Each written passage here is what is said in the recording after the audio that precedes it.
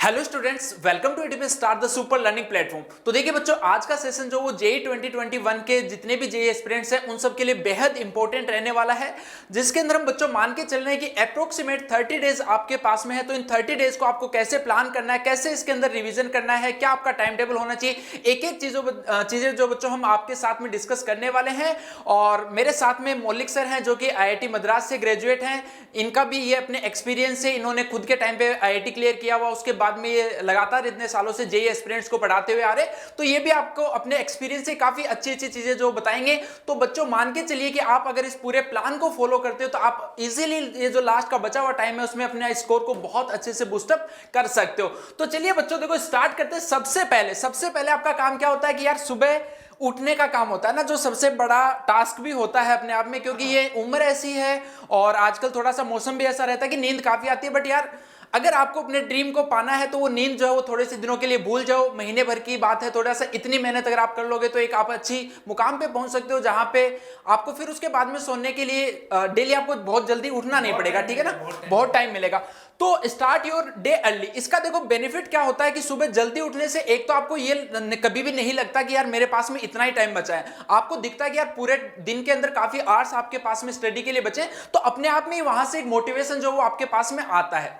और क्या होता है कि सुबह अगर जल्दी उठते हो तो पूरा का पूरा दिन जो वो आपका काफी एनर्जेटिक भी होता है। और एक जो सबसे बड़ा फायदा जो होता है, सुबह का एनवायरमेंट ऐसा सा होता है कि मतलब आपका आसपास का जो एनवायरमेंट है वो बहुत ही शांत सा रहता है। तो उस टाइम पे माइंड की जो एक्सेप्टेंस होती है वो बहुत ज्यादा होती है। आप चीजों को जल्दी कैच कर पाते हो। ये मानो कि आप दिन में अगर कोई चीज जो है उसको 1 आवर में पढ़ रहे हो तो ये मान के चलो कि आप 40 मिनट्स में एफिशिएंटली उसको सुबह के टाइम में कवर कर सकते हो। अगर मान लो कि आप सुबह 5 बजे 6 बजे जितना जल्दी उठ सकते हो उतना जल्दी उठने की कोशिश करें। ओके बच्चों, फिर अगला है, अब इसके बाद में बच्चों आपको अपना पूरा जो स्टडी प्लान है उसको पूरा मैनेज करना पड़ेगा। ऐसा नहीं कि आप किसी दिन 3 घंटे पढ़ लिए, किसी दिन 4 घंटे, रेंडमली बच्चों कुछ भी नहीं चलना चाहिए। तो उसके लिए मैं आपको पूरा प्लान बता रहा हूं। आप ऐसा मान के चलिए कि आपके पास में अप्रोक्सीमेट 30 डेज है। 30 डेज में बच्चों आपको पर डे 12 आवर्स पढ़ना पड़ेगा।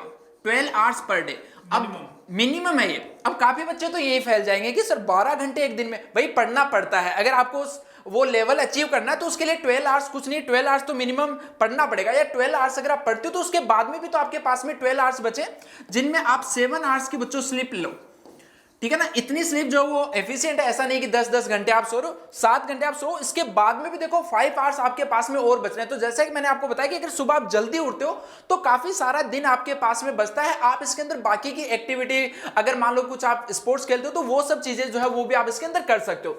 तो आपके पास में ऐसा मान के चलिए कि 12 आवर्स पर डे है। अब इन 12 आवर्स को बच्चों आपको क्या करना है, 3 आवर्स के स्लॉट्स में डिवाइड करना है। तो कितने स्लॉट्स हो गए, 3 आवर्स के 4 स्लॉट हो गए। एक साथ में बच्चों जब आप पढ़ने के लिए बैठोगे तो एक स्ट्रेच में आपको 3 आवर्स की स्टडी करनी है। इसके पीछे देखो थोड़ा सा साइंटिफिक लॉजिक भी है कि इतना अगर आप पढ़ते हो तो काफी बच्चों का ये चीज होता है कि जब वो पेपर अटेम्प्ट करते हैं तो काफी सारे बच्चे, जैसे सर आपको भी बोलते होंगे कि वो 2 पेपर तो बहुत अच्छे से कर लेते हैं, पर जब वो थर्ड वाला पेपर करते हैं तो उसमें उसकी इतनी एफिशिएंसी नहीं निकल पाती है। तो उसका रीजन ये होता है कि उन्होंने भाई कभी 3 घंटे बैठने की एक साथ में कोशिश ही नहीं की, कभी वो 3 घंटे एक साथ में बैठे ही नहीं है। सिर्फ ऐसा नहीं कि आप मॉक टेस्ट जब देते हो तभी 3 घंटे बैठो। आपको, अरे यार सिंपल सी बात है कि आप कोई भी एक बड़ा मैच खेल लो तो उससे पहले आप बहुत दिन प्रैक्टिस करते हो लगातार। मान लो कि आपको कवर ड्राइव लगाना, क्रिकेट की अगर हम बात करें तो आप कवर ड्राइव की बहुत सारी प्रैक्टिस करते हो। ऐसा नहीं कि डायरेक्टली आप मैच में जाके मचा दोगे। तो सेम सारी चीजें यहां पे भी वही अप्लाई होती है। अगर बच्चों आपको वहां पे पेपर में 3 आवर्स की सिटिंग चाहिए तो वो प्रैक्टिस आपको यहीं से स्टार्ट करनी पड़ेगी। इसीलिए मैंने आपको एफिशिएंटली बताया कि 3 आवर्स की सिटिंग जो आपकी होनी चाहिए। अब इस 3 आवर्स में आपको कैसे कैसे स्टडी करनी है। अब देखो 3 आवर्स के जो बच्चों 3 स्लॉट आपके होंगे, 3 आवर्स के जो आपके 3 स्लॉट होंगे उसमें आप फिजिक्स, केमिस्ट्री और मैथ्स को डिवाइड कर लीजिए। अब मान के चलिए कि आपके पास में 30 डेज हैं और पर सब्जेक्ट इतने ही चैप्टर्स होते हैं सर। 30 फिजिक्स में 30 चैप्टर्स हैं, मैथ्स में 30 चैप्टर्स हैं और केमिस्ट्री में थोड़े से ज्यादा चैप्टर्स होते हैं, 40 के अराउंड है। तो आप उनको डिवाइड कर लीजिए। तो ये मान के चलिए कि डेली का आपको एक चैप्टर बच्चों कवर करते हुए चलना है, ठीक है। अब केमिस्ट्री में है तो कुछ चैप्टर्स ऐसे होंगे जो आपको ऑलरेडी बहुत अच्छे से आते हैं तो उन पे ज्यादा टाइम आपका नहीं लगेगा। तो बट बच्चों बाकी के डेली का एक एक चैप्टर आपका पर सब्जेक्ट आपको कवर करते हुए चलना है। और वो चैप्टर जो वो भी आप कैसे उठा सकते हो सर, जैसे कि फिजिक्स और केमिस्ट्री में आपने 2 टफ चैप्टर अगर उठाए तो आप केमिस्ट्री में रिलेटिवली इजी उठा लो, यानी कि 2 सब्जेक्ट में आप थोड़ा सा टफ चैप्टर अगर उठा लो तो बच्चों थर्ड वाले में थोड़ा सा इजी रखना है। ऐसा नहीं है कि आप उसके अंदर भी मचाते हुए तीनों ही डिफिकल्ट, फिर तो आप फेल जाओगे जल्दी ना। तो आपको 2 में डिफिकल्ट उठाने, फिर तीसरे वाले सब्जेक्ट में थोड़ा सा इजी चैप्टर जो आप उठा सकते हो। अब जो बचा हुआ चौथा स्लॉट होगा उसके अंदर बच्चों आपको क्या करना है, तो ये आपको 3-3 आवर के 4 स्लॉट एक दिन में बच्चों बनाने हैं। अब वो आपके कन्वीनियंट के हिसाब से, मैं एग्जैक्टली टाइम नहीं बता रहा हूं कि आपको 6 to 9, क्योंकि वो बच्चों की अलग अलग उठने की हैबिट है। कई बच्चे रात में लेट तक जगते हैं, कई बच्चे सुबह जल्दी उठ जाते हैं, बट मैं प्रेफर यही करूंगा कि आप सभी बच्चे जो सुबह जल्दी उठो। अब इसके बाद में बच्चों क्या होगा, एक स्लॉट आपका बच गया, 3 स्लॉट में आपने सब्जेक्ट को कवर किया। उस चौथे स्लॉट में आपको क्या करना है, उस चौथे स्लॉट में बच्चों आपको make short formula sheet. Suppose आज आपने मैथ्स में स्ट्रेट लाइन पढ़ा, बच्चों आपका जो वो 3 आवर का जो स्लॉट बचा है एक, उसमें एक आवर तीनों सब्जेक्ट को देना है और उसमें मेंटली रिवीजन आपको करना है। मेंटली रिवीजन जो है वो मान के चलिए बच्चों सबसे ज्यादा जो काम आने वाला रिवीजन है वो यही होता है। मेंटली रिवीजन का मतलब क्या होता है, जैसे मैंने स्ट्रेट लाइन पढ़ा, अब मेरे माइंड में सारी चीजें स्ट्रेट लाइन कवर करने के बाद में चलनी चाहिए कि सीक्वेंस में मैंने क्या क्या पढ़ा था इस स्ट्रेट लाइन में। जैसे मैंने सबसे पहले सेंट्रोइड पढ़ा, उसके बाद में मैंने ऑर्थो सेंटर पढ़ा, फिर मैंने स्ट्रेट लाइन की इक्वेशंस पढ़ी, तो वो सारी सीक्वेंस में मैंने अपने माइंड में उन सबको रिकॉल किया और साथ साथ में वो नोट्स बनाता गया। तो फॉर्मूला शीट बच्चों वो इस टाइप से आपको तैयार करनी है। वैसे तो फॉर्मूला शीट कहीं पे मिल जाती है, हमारी ऐप में भी आपको मिल जाएगी, बट हमेशा हम यही प्रेफर करते हैं कि यार आपके खुद के हैंड रिटन जो होते हैं ना वो सबसे ज्यादा इफेक्टिव हमेशा होते हैं। तो ये पॉइंट हो गया। उसके बाद में बच्चों ये भी आपकी जिंदगी में बेहद इंपॉर्टेंट रोल प्ले करने वाला है। मैं ये अभी के लिए नहीं बता रहा हूं, ये पूरी जिंदगी भर काफी इंपॉर्टेंट रोल प्ले करेगा। जब भी आप 3 आवर्स की सिटिंग करते हो और फिर जब आप अपने अगले स्लॉट पे जाते हो तो 2 स्लॉट के बीच में बच्चों आपको थोड़ी देर के लिए आप 10 मिनट 15 मिनट निकाल के थोड़ा योगा कर सकते हो। अगर आपको योगा का नॉलेज है, कई बार क्या होता है कि योगा का नॉलेज नहीं होता, गलत योगा कर लेते हैं तो उससे गलत इंपैक्ट भी पड़ता है ना। तो गलत वाले योगा नहीं करने, गलत वाले योगा आपको पता ही है कौन से होते हैं, वो वाले नहीं करने ना। तो आपको योगा करना है, अगर आपको नॉलेज नहीं है तो आप बच्चों नॉर्मल स्ट्रेचिंग कर लो, हाँ ये कर लो। मतलब क्या होता है कि उससे बॉडी थोड़ी सी जो ना रिलैक्स सी फील होती है, और जब बॉडी रिलैक्स सी फील होती है तो अगले जो स्लॉट है उसमें पढ़ने के लिए आप में ज्यादा एनर्जी आएगी, ज्यादा चीजों को आप जो है वो कैच कर पाओगे। तो ये चीज बच्चों आपको हर एक 2 स्लॉट जो है उसके बीच में करनी है, ठीक है। अब कुछ एक ज्ञान की बातें सारी मैं ही बताता जाऊंगा तो फिर मौलिक सर भी सोचेंगे मैं क्या बताऊंगा, तो कुछ एक बातें आपको मौलिक सर भी बताएंगे। और बाकी बच्चों इन सारी, देखो हम अपने बैच में तो ये सारी की सारी चीजें जो फॉलो होता है, एक प्रॉपर प्लान होता है। कुछ बच्चे ऐसे होते हैं कि वो खुद से प्लान नहीं कर पाते चीजों को, उनको एक पूरा मैनेज कोर्स चाहिए होता है। तो उसके लिए बच्चों अगर आप सिर्फ जेईई मेन की प्रिपरेशन कर रहे हो तो आरबीसी 4.0 ज्वाइन कर सकते हो, अगर एडवांस की कर रहे हो तो आरसीसी, और अगर दोनों बैच, अगर आप मेंस प्लस एडवांस दोनों का बैच ज्वाइन करना चाहते हो तो आप आरबीसी 3.0 बैच जो ज्वाइन कर सकते हो। और इसका जो लिंक है ज्वाइनिंग का वो डायरेक्टली बच्चों डिस्क्रिप्शन में मैंने गिवन है, तो वहां पे आप डायरेक्टली क्लिक करके डायरेक्टली बैच जो उसको ज्वाइन कर सकते हो। और कॉलिंग के लिए भी नंबर है, तो आपको अगर कोई भी क्वेरी हो तो आप वहां पे कॉल करके पूछ लीजिए ना। जो भी बच्चा इंटरेस्टेड हो वो बैच को ज्वाइन भी डायरेक्टली कर सकता है। चलिए मौलिक सर कुछ ज्ञान की बातें बच्चों को बताइए। Sure sir. तो बच्चों जैसा कि सर ने बोला कि फॉर्मूला शीट आपको बनानी है ना, तो 3 घंटे आपने लिए और उसमें 1-1 घंटा तीनों सब्जेक्ट्स को दिया, और जो भी उस दिन पढ़ा था आपने उसकी उस चैप्टर की फॉर्मूला शीट आपको बना लेनी है। और एक चीज़ और इंपॉर्टेंट ये थी कि जब 3-3 आवर्स के अपन ने 3 स्लॉट बनाए तीनों सब्जेक्ट के लिए, उसमें किन्हीं 2 सब्जेक्ट के अपन ने अगर टफ टॉपिक्स लिए हैं तो तीसरे का रिलेटिवली थोड़ा ईजी टॉपिक उस दिन ले लो, ईजी चैप्टर। अगले दिन फिर बाकी 2 के टफ ले लिए और तीसरे का अपन ने ईजी ले लिया। तो इस तरह से आपको अपना प्लान बना लेना है। अच्छा, इसमें एक चीज इंपॉर्टेंट ये है कि ऐसा ना करना कि डेली का प्लान डेली बना रहे हैं अपन, फिर वो प्लान पूरा कंप्लीट नहीं हो पाएगा, है ना। अपन दौड़ने तो निकलेंगे लेकिन मंजिल तक नहीं पहुंच पाएंगे, ठीक है।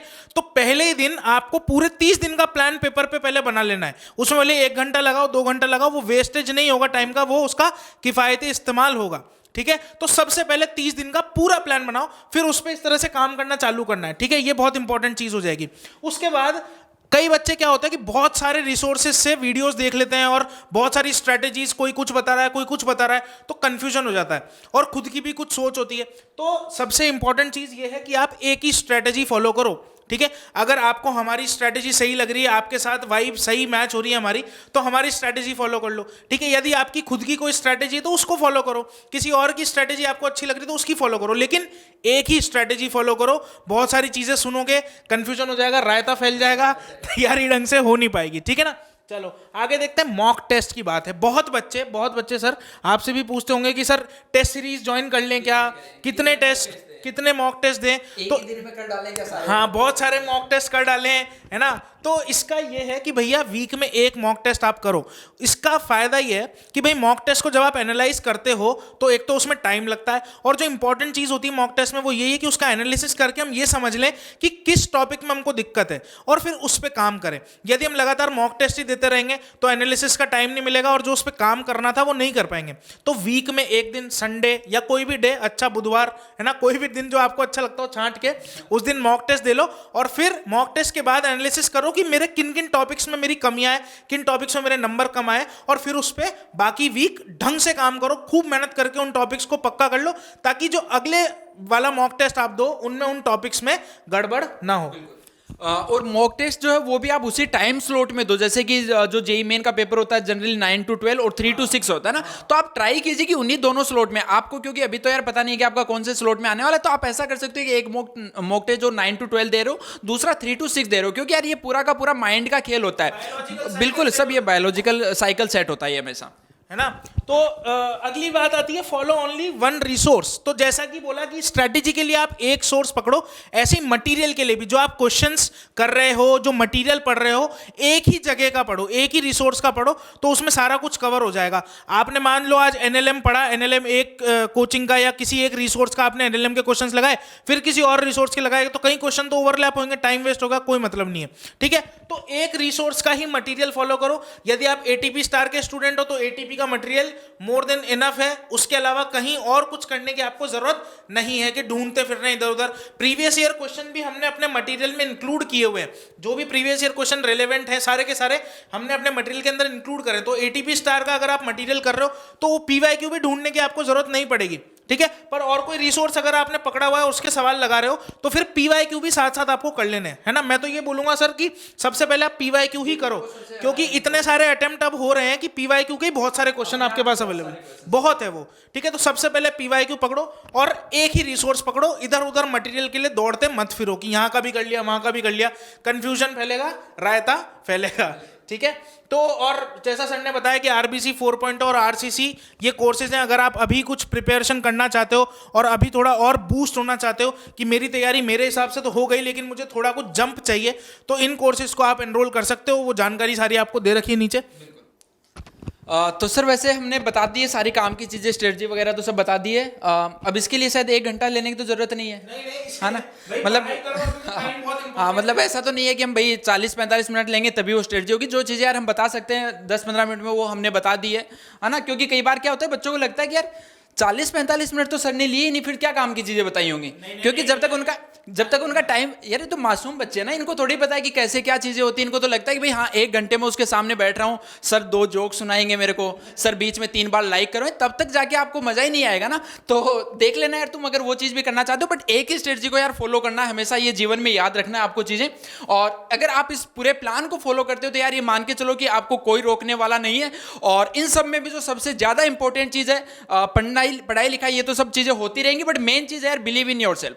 जब तक आपको यार खुद में कॉन्फिडेंस नहीं होगा, आप क्या चल रहे हो, आप चल रहे हो जेई मेन का एग्जाम क्रैक करने, तो अगर आपको खुद में ही कॉन्फिडेंस अगर नहीं है तो फिर आप नहीं कर पाओगे। और ये मान के चलो कि यार अगर आप में खुद में ये चीज़ का करने का कॉन्फिडेंस है तो आप कोई भी चीज़ कर सकते हो। जेई तो एक अलग चीज़ होगी, बट आप अगर अपने जिंदगी में आगे भी आने वाले टाइम में जो चीज़ आप सोचोगे वो हर एक चीज़ बच्चों कर सकते हो। सिर्फ और सिर्फ सारा का सारा आपका माइंड का खेल है। कभी अपने आप को किसी दूसरे से कम मत सोचो। आपके आसपास में ऐसे एलिमेंट्स आपको बहुत सारे मिलेंगे जो लाइफ में लगातार आपको डिमोटिवेट करते रहेंगे, बट ऐसे सारे नेगेटिव एलिमेंट से आपको दूर रहना है और आपके माइंड में आपका टारगेट, आपका गोल आपको फिक्स करना है। अगर आपने टारगेट बनाया कि आपके जेईई मेन में 200+ मार्क्स आने हैं तो बिल्कुल वो आएंगे, उनको रोकने वाला बच्चों कोई नहीं है। आप अभी भी कर सकते हो। अगर अभी तक आपकी प्रिपरेशन बहुत अच्छी नहीं है तो भी बच्चों लास्ट का जो बचा हुआ थोड़ा सा टाइम है इसमें बिल्कुल आप बहुत अच्छा कर सकते हो। कहीं पे कोई प्रॉब्लम नहीं है, बस आपको खुद में अपने आप में बिलीव रखना है, ठीक है। तो बच्चों और बाकी आरबीसी का मैंने आपको बता ही दिया। अगर किसी को भी बैच ज्वाइन करना है तो डिस्क्रिप्शन में पूरी इंफॉर्मेशन है, वहां पे लिंक भी गिवन है, आप डायरेक्टली वहां से बच्चों बैच जो उसको ज्वाइन